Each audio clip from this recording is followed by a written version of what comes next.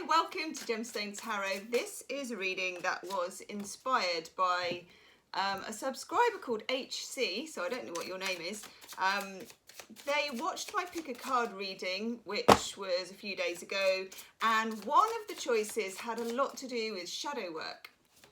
And they said, could you do a reading based on this particular one? And I thought, do you know what? I'm very drawn to that, so I'm doing it. So this is about what's going on for you at the moment, why you're kind of in isolation, what needs to be looked at, or what are you looking at, what are you experiencing, what, oh my God, what have you got coming up? And just, I'm going to busk it, to be honest with you, because it really, the idea of this just really resonated with me. So this is for all signs, anyone who's drawn or attracted to this reading, there will be a message for you. Ooh, that's a nice card. Okay. What do we need to know? What difficulties, what shadows are we working through? Ooh, okay. Valentine joins us. She's there, asleep on the bed. Oh, God. Okay. I'm using the Vice Versa Tarot. I'm just using it as a normal tarot deck, but it's got different angles. It's got the back, it's got the front, and then, you know, doing my reversals dance. I'm going to do reversals, but yeah, okay, look, this is amazing. We've got the Hangman in reverse. So one thing we know is that for a lot of people, and this might be for water signs in particular, Pisces, Cancer, Scorpio, if you've got that predominant in your chart, things are on the move. When the Hangman is standing up, or when he's in reverse, this is what I mean, things are going to seem surreal, they're going to seem distorted, but the actual truth of it is that things are starting to move. I'm going to be miming a lot, I don't know why. I haven't seen many folks recently, so the hands have got a mind all of their own, okay? By the way, do check out your May readings that are out for each star sign. I'll put them in the description box, and do subscribe to the channel wherever the subscribe button is, and hit the wiggly bell. Okay, so what's this to do with? Well, Judgment. I know.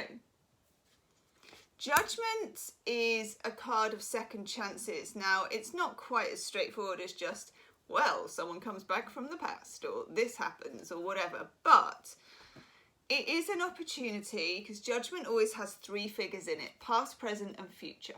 Okay, so it is an opportunity to revise something. You're getting a second go at something, and this will probably happen when we come out of this quarantine.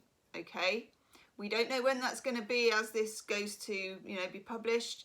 We don't know, you know, in the UK, we don't know when that's going to be, but this is when you kind of emerge on the other side, whatever the other side is. This, for some of you, is about a relationship where there's been a breakup or a break in the relationship, okay? It can also be if you had a job offer lined up that was something that you really wanted. I'm not just talking any old job, and I'm not just talking good money. I'm talking something you loved. We've got the Eight of Cups, Saturn in Pisces, and the Hanged Man is a Pisces card. These are the things, you know, this is about the 12th house, Pisces. It's, sorry, 12th sign of the zodiac, Pisces. I'm a Pisces. We're very confused folk. It's about the ultimate, what ultimately means something to you, who ultimately means something to you. For some of you, with Judgment and the Eight of Cups, and in the middle of the reading we have the Ten of Cups. I know. You're going to be surprised when you pop out of the other side of this who or what has meaning for you. For some of you, the shadow side of this is what's happened. We've got the Ten of Wands. I mean, we're not surprised, and those of you that watch my daily readings will know that two tens often come up together. Ten of Wands, Ten of Cups. For some of you, you were involved in a relationship that was unbalanced. One person was carrying the heavy load and the other person, for me, was invisible. I don't understand why, and it was probably that you were with an air sign. I've got the 5 of Swords, Gemini, Libra, Aquarius, or you are an air sign. Probably dealing with a water sign. I've got air and I've got water mostly, but also a bit of fire. The 5 of Swords is a card of standoff. It's a card of not expressing your emotions. It's holding back this rainbow here. It's being afraid to love, okay? So that is one shadow side that we're going to be looking at. And this doesn't mean, you know, that you're definitely going to get the job you love when you come out of quarantine. You're definitely going to get the person.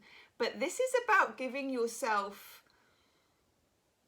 not a sense of entitlement, but believing that you are worth it, that you are worth the right person, that you are worth the right career, that you are worth earning your money in a way that also affords you love. Now, this can be in really small ways, and this is complicated. I mean, we're in a very complicated economic time, we're in a complicated emotional time, we're in a complicated time. But there are rainbows. There is hope in this, actually. There is hope. But it will definitely have to triumph over fear. And also, if you've been the kind of person, and I think this might have come up in this particular pick a card, it was the yes no pick a card that this came up in.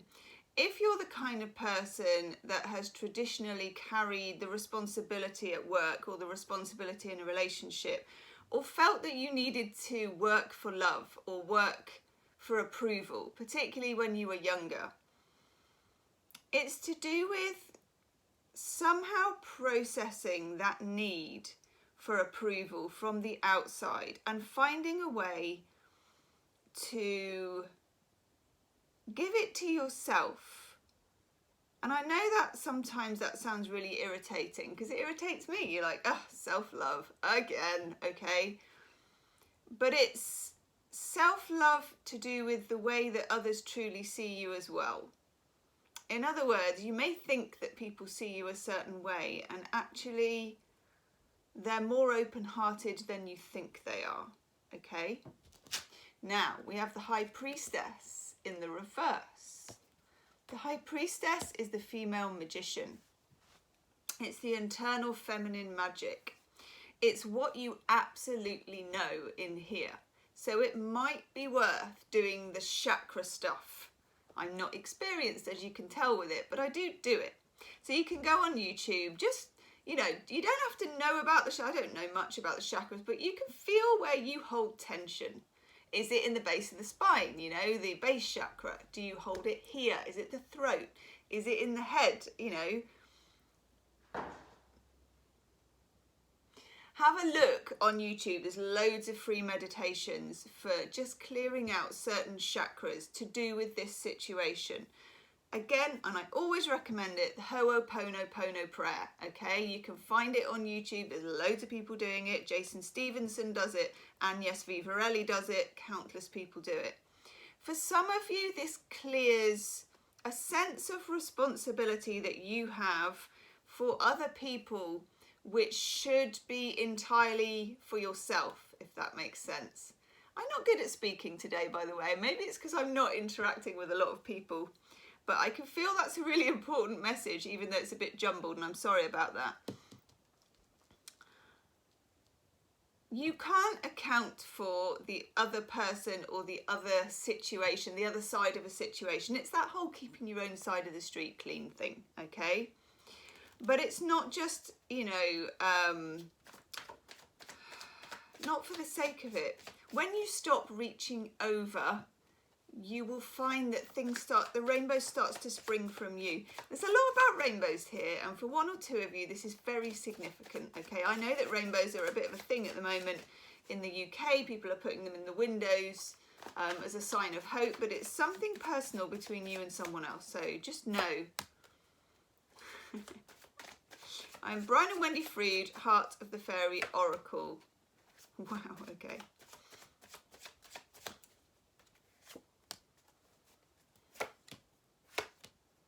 Wow, okay. For some of you, this is about divine masculine, divine feminine, the masculine and the feminine. We've got the Lord of the Forest and the Green Woman, okay? The masculine and the feminine in their very kind of, I mean, this is probably what we both look like, what we all look like now, you know, after lockdown. That's everybody's hair, do you know what I mean? Okay. For some of you, you're dealing, and I'm sure this came up in the pick a card actually, you're dealing with somebody who is, I'm not going to say immature because that sounds, you know, derogatory. It's not immature. But if you're dealing with the masculine, they're caught in a young age, okay? Some of you are dealing with a man who has had difficulties with his mother or growing up as a boy, okay? And that's their shadow work. And I think this also came up in the pick a card, is how your shadow work and their shadow work is going to interact. You can't heal this person or situation, but you can heal yourself. That's what the Ho'oponopono prayer is. As you heal yourself, it actually reaches over like the rainbow and heals the other person or situation, okay? Then you get in two minds, and this is a creature that is actually in two minds at once, simultaneously at the same time. And oh no, which I think is miscommunication. You and the other person, or you and this job situation, or you and whatever situation you're in, there's been some second guessing, and I think it's a bit like this. 2 and 2 is made 5, and then there's been lockdown, which is kind of heightened all kinds of second guessing situations. There's a miscommunication here, but I don't think it can be particularly corrected by words. I think if you become very clear with yourself about who you are and where you are and dropping the burden of responsibility, you will find that it kind of clears up on its own. Yes, yes, yes. Chuck Spezzano healing cards. Wowzers. Nice. We get the Grace Child of God. I love that. That's what happens, I think. You see those shackles that are on the icy cliff? When you cast off these shackles of having to be the good person. I'm not saying you just need to go out there and be the bad person, but you don't need to be good, okay? This is gorgeous. You get the gift card of inspiration. This is about quiet time. It's about dream time. It's about putting it out to the universe that you would like some inspiration, a gift from the universe. It's an invite from you with full confidence, High Priestess, that it will reach you, okay? And then you get the gift card of success. This is great, okay? This is great. Let's have a couple of Romance Angel Oracle cards.